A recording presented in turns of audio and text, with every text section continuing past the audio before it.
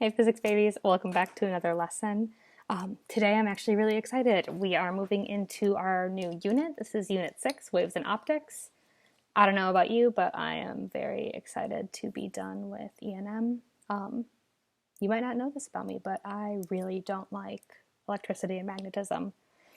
I'm cool with circuits, the rest of it, not a fan. So I'm excited because Waves and Optics is actually some of my favorite stuff. I just wish we could be together so I could teach it with you and we could do fun demos, but we're going to make it work.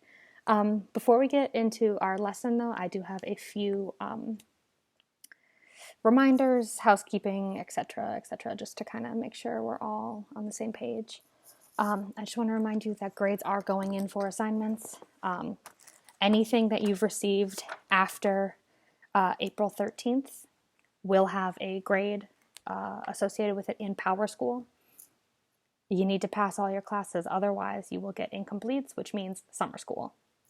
I don't know if you know this, but the grading is going to be pretty relaxed. So do your best and just get it done, because otherwise summer school, and I can promise you, especially for my class, you don't want to do physics on Play-Doh. It's going to be 10,000 times harder than whatever it is I'm assigning. Next thing, there will be finals the week of May 11th. Once I know the official final schedule, I'll be sure to share that with you. Our final, you can expect it to cover, obviously, Waves and Optics, Unit 6, obviously Electricity and Magnetism, Unit 5. I'm also going to throw a few problems from Unit 4 on there. Remember, that was what we did before spring break, and our first 2 lessons online were a review of the Unit 4 exam. So maybe refresh your memory of that, make a nice formula sheet if you haven't already to cover all of that good stuff. The final is considered a low stakes, which means that if you are in a position where you're failing, the final can bring you to passing. But if you are currently passing and take the final, it will not, and bomb it, it will not bring you to actually fail, but you have to try. I hope that makes sense. If you have questions about any of this, obviously office hours, email, etc. I'm happy to go into more detail for you one-on-one if necessary. The next thing, so some of you have been getting emails from me about ACT enrichment. I'm going to include that as a grade in Power School. So if you've been invited and haven't shown up, make sure you're on the lookout for the next email so you can come and get the grade that goes along with it. If you have already attended and actually done ACT work, 10 out of 10, proud of you, love you so much. You're amazing. If you have questions about that, again, please feel free to reach out via email or come to office hours to ask questions. Last little bit is giving feedback on assignments. So you'll notice that you can only turn in each assignment one time. If it is a Google form, I am going through and I am looking at every single one of your responses and giving you some feedback, okay? That feedback might look like, hey, I know it looks like it was marked wrong, but you got it right. Great job. Remember, the Google form is very picky about the way you input answers. So if you type something that is slightly different from the way I typed it, Google Forms will mark it wrong. That does not mean it's incorrect. If you look at your answer and you look at the Google Form answer and they look almost the same with maybe a slight change, you know you got it right, okay? I have the answer key pop up to give you immediate feedback because I want you to know if you made a math error, mainly, or if you forgot your units, or if you used the wrong units, okay? That's just to give you some immediate feedback because, I am a little bit behind in giving you feedback myself. Sorry. Doing the best I can. With that being said, if you ever are wondering where to actually access your feedback, if you go to the assignment, click on the Google form, it will not let you take the form again. Instead, you can say view response, and it'll pop up your form that you filled in previously, and you'll be able to see my feedback that way. If there's anything that you have questions about, obviously just send me an email, come to office hours, reach out. I'm here for you guys. With that being said, this assignment will have a Google form that has an option for you to include your email. Please put whatever email you would like me to be sending information to, okay? I'm emailing parents and Power School, but I know you guys don't always get that information. So whatever email you are checking, put that down and I will send you whatever information you need for my class through that email as well. I think that's it in terms of like reminders and updates. If you have any questions, email me. Come to office hours. Okay. That's it. I guess let's get started. All right. So like I said, Unit 6, Waves and Optics. Today we are talking about periodic motion. All right, so by the end of the day today, you will be able to explain periodic motion of a pendulum, and you'll be able to calculate the length of the pendulum, as well as determine the spring constant using Hooke's law. So, periodic motion, what is it? Periodic motion is the back and forth movement of an object between two opposing points. Sometimes you'll see the word oscillation. It also means the back and forth movement, okay? We've got this regular variation in magnitude or position around a central point. A lot of fancy ways of saying, like, if the motion repeats and it follows the same path over the same amount of time. So we've got 3 examples here, all of periodic motion. This is a pendulum swinging back and forth. It follows the same back and forth path over and over and over, and it takes the same amount of time to do it each time. This ball, doing the same thing. If you've ever been to the ocean, sometimes we can look at waves and consider them to be periodic because it's that repetition, right? That up and down, up and down, up and down. Springs, the spring bobbing up and down is considered periodic. But the key is that the motion has to repeat and it follows the same path in the same amount of time. I would jot this section down specifically, okay? We refer to these repeating units of a periodic motion as a cycle, right? So the amount of time it takes to do one full motion before that motion starts to repeat is the cycle. Our period, capital T, when you measure it in seconds, is the time it takes to complete one cycle. That should be familiar. Where have we talked about period before?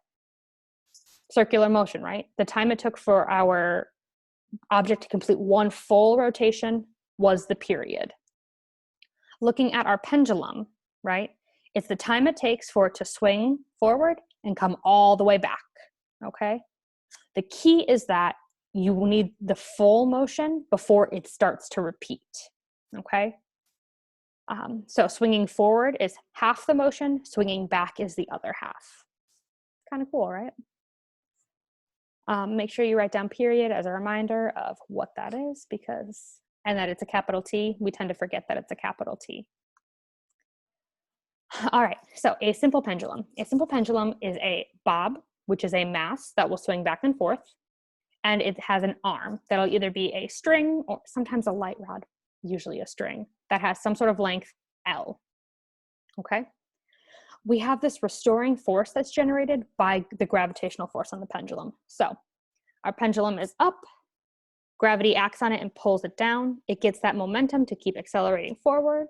So it keeps moving and then gravity starts pulling it back down. And that's how it gets this repetition going. We're gonna take a second and we are actually going to look at a pendulum to kind of determine what impacts it. So this is the Phet Simulation. If you look on Google Classroom, I linked it. If you want to go to this website and play around, you are more than welcome to. I think it's fun. I also am a physics nerd and like Phet simulations though. So I'm gonna click on lab because I want to look at the period timer. Okay, so I'm gonna change my length a bit, make it 0.5, and I'm gonna change my mass. And we are going to see what types of things impact our period. We are currently on Earth, so gravity is 9.81. I'm going to take this, I'm going to bring it up to 90 degrees. I'm going to let go, and we are going to start our period. Okay. So it recorded from when it swung this way, and then it stopped. As soon as it started repeating, the period timer stops. So we are at 1.6743. Cool. Let's see what happens if I change just the mass of my bob. I'm going to make it 1.5. We'll stop this, and we will start it over. Again, I'm going to go to 90 degrees. We're going to release it, and we're going to see what our period timer says. Huh. That looks the same, doesn't it? What happens if I make my mass really small, like as small as possible? Let's try this again. 90 degrees. We're going to release it and calculate our period. It's the same. Interesting. So mass didn't impact the period of my pendulum. Bring this back to, what was it at, 0.5 originally? Okay, let's try changing the length of my string and see what happens. What if I make my string really short? Again, we're going to bring it up to 90 degrees. Take a moment and predict, what do you think is going to happen? Ooh, my period went from 1.6 to 0.7. It's a lot smaller. Interesting. What if we make my string really, really long? Bring it up to 90 degrees. And we're going to time it. My period increased now to 2.37 seconds. So if I have a really short string, my period is quick. If I have a really long string, the period gets longer. And that kind of makes sense, right? If we have a really short string, there's less movement to have. If we have a really long string, it's got a lot more distance to cover. Last but not least, let's go back to this being 0.5, and let's change gravity. What if we're not on Earth anymore? What if we're on the moon, where gravity is a lot lower? We'll bring it up to 90 degrees. Let's see what happens.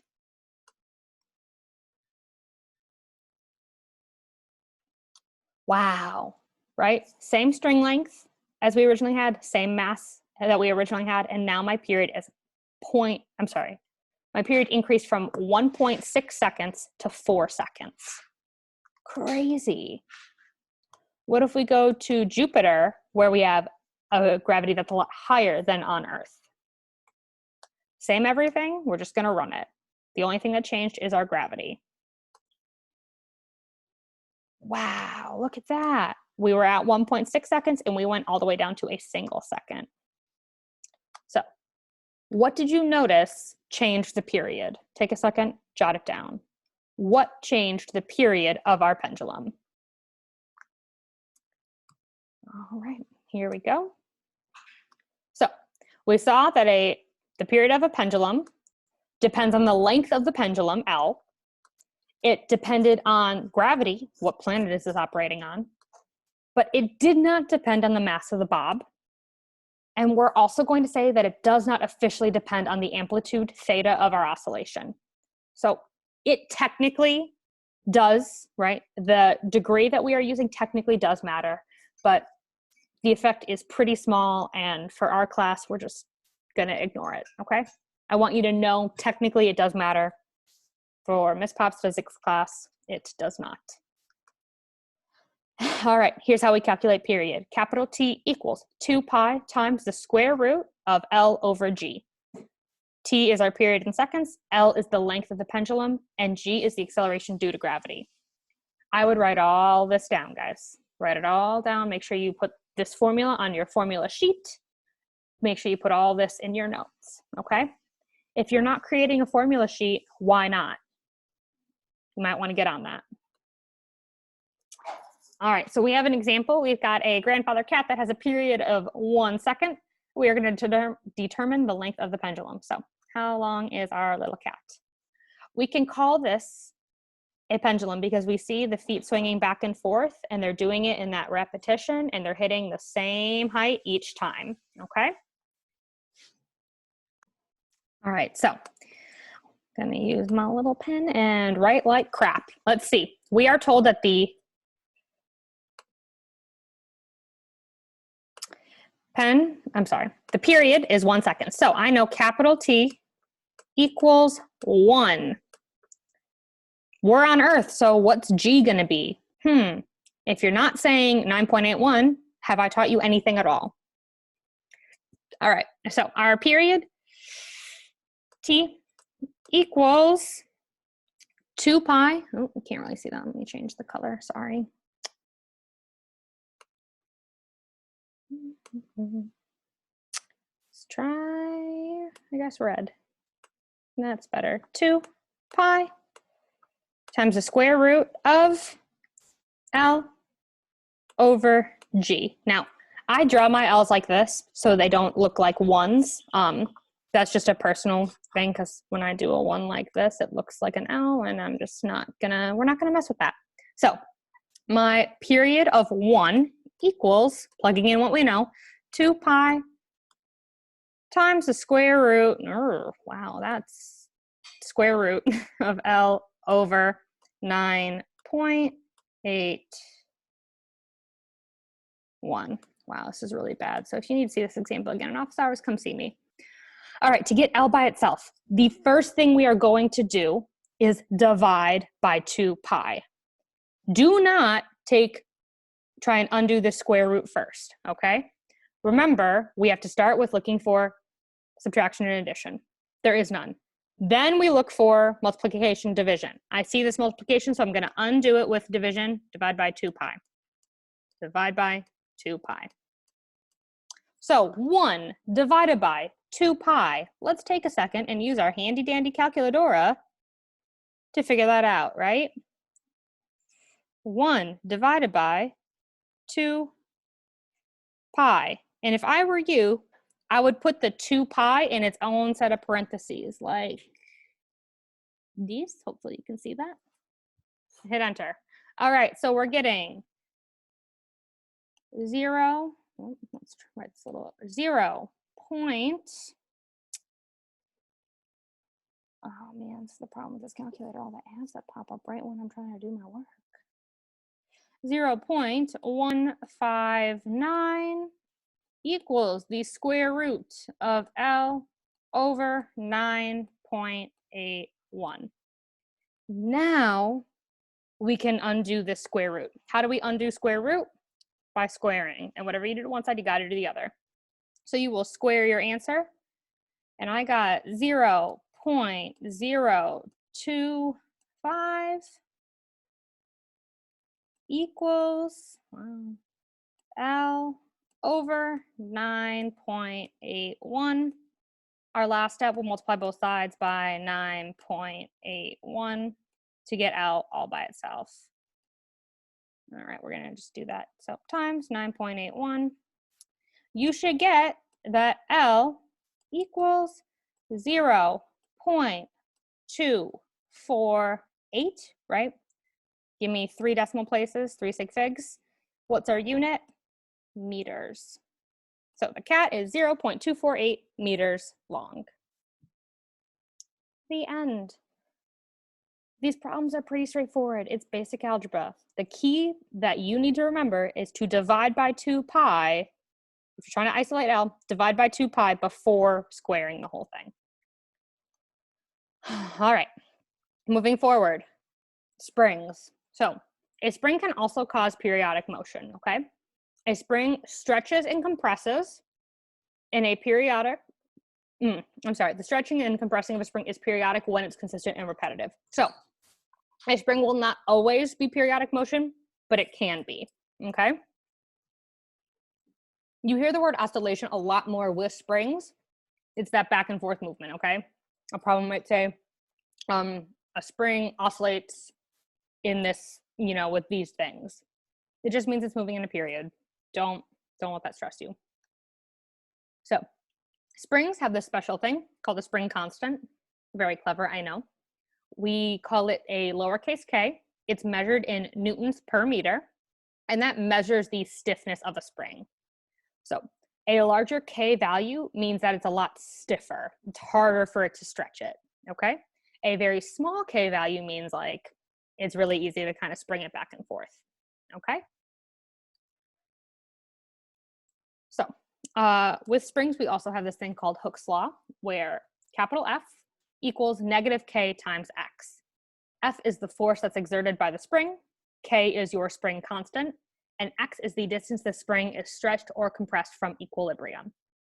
So equilibrium of a spring is like the spring is just chilling. There's no one touching it, no mass on it. It's just laying on the table with nothing happening. Then we start to stretch it or compress it together. We measure that distance from where it was to where it goes to get that X value. Write this down, put it on your formula sheet, etc., etc. The period of a mass on a spring can also be calculated. Okay, so the period of a spring depends on the mass that's attached to the spring. That is different than a pendulum. Put a little star next to that, okay? On a spring, the period does depend on the mass. The period of a spring also depends on the spring constant, right? It depends on how firm is the spring. Is it really stretchy and moves really fast, or is it really like dense and difficult to stretch and compress? All right, so here is our formula for the period of a spring. Notice that we still use a capital T, but we add this little spring down here so we know we're talking about a spring and not a pendulum. It equals 2 pi times the square root of m, which is the mass on the spring, divided by k, the spring constant. Put it on your formula sheet. All right, we have this last example, then we'll be done. A spring stretches by 18 centimeters when a bag of potatoes weighing 56 newtons is stretched from its end. Our first task is to determine the spring constant K. So let's go. Okay, so we are given an X value of 18 centimeters. Okay. If we look at this picture, do you see how we've got the 0 and then the 18? This 0 shows us that the spring used to look like this, right? It was all squirrely and it stopped right there. Then we added this mass, this bag of potatoes that stretched the spring down 18 centimeters, okay? This force pulling the spring down is 56 newtons, okay? And because it's downward, I'm going to call it negative 56 newtons, okay? Cool. Now I want K. Sorry, can I undo that? Probably not. K, we'll just do it like this. K equals question mark. So we're going to use that handy dandy formula, Hooke's law. F equals negative K X. So negative 56 equals negative K times 18. We will first, to get K by itself, divide both sides by 18. These go away. K equals, negative 56 divided by 18. We get 3.11. So negative K equals negative 3.11. This is a negative, this is a negative. We need K to be positive. So we're dividing by -1, but I'm just going to make them both positive. I'm just changing the sign. It's the same thing. So we've got our K. Don't forget it's newtons per meter. Don't forget your units. Voila. But we're not done, right? They wanted us to determine the period as well. So the period for a spring, T, I'm just going to say S for spring because if I try and write spring, it's going to look like hot garbage, equals 2 pi. This is A.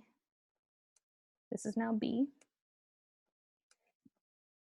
2 pi times the square root of m over k. All right, so let's see. We have the 2 pi, duh. We just found k. We need to find our mass, okay? The mass is not 56 newtons. Mass is measured in kilograms. So we know that the mass of our bag of potatoes times gravity will equal this force, okay? Because it's being pulled down by gravity. So let's take a second and find that over here. So we've got m times g equals 50 fg, right? Which is that 56 down. What's g? It's negative 9.81. If you don't know that, again, what have I taught you? Clearly nothing. Don't disappoint me like that. So 9.81 equals negative 56. We'll divide both sides by negative 9.81. I know it's hard to see. Trust me, we're just dividing by negative 9.81. And we will get that our mass of this bag of potatoes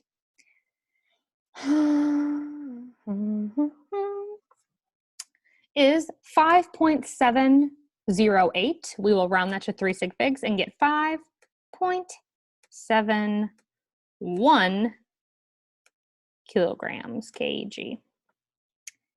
Now that we know this mass, we can plug it in right here. So T of my spring, the period, equals 2 pi times the square root of 5.71 divided by 3.11, okay? And there's no variables on this right side of the equation, so we can just plug it into our calculator. Double check as I do it that you can get the same answer, because if you don't, that's a problem. All right, I got that the period of my spring equals 8.51. What are our units for a spring? I'm sorry, what are our units for period? Seconds, no matter what. So there we go. That wasn't so bad, was it? Please double check that you can get all these answers. If you have questions, come to office hours, okay? But that was it. That was the lesson. So nothing too crazy, hopefully. Hopefully you don't feel stressed and confused by all this. There is a Google form for you to go through problems, answer them to the best of your abilities. Make sure you include units. Give me 3 sig figs, that'll be fine. Make sure you include an email address that you actually are checking. I don't care if it's not professional, just whatever email address you're checking, give it to me. And that's it. There really aren't any practice problems. I was looking at some of the ones that I had, and we're just not going to worry about it. I want you to make sure you're getting caught up in all of your classes and not just worrying about mine. So if you need anything, come see me. But that's it. I love you guys a ton, and I hope to see you soon. Have a great day. Bye.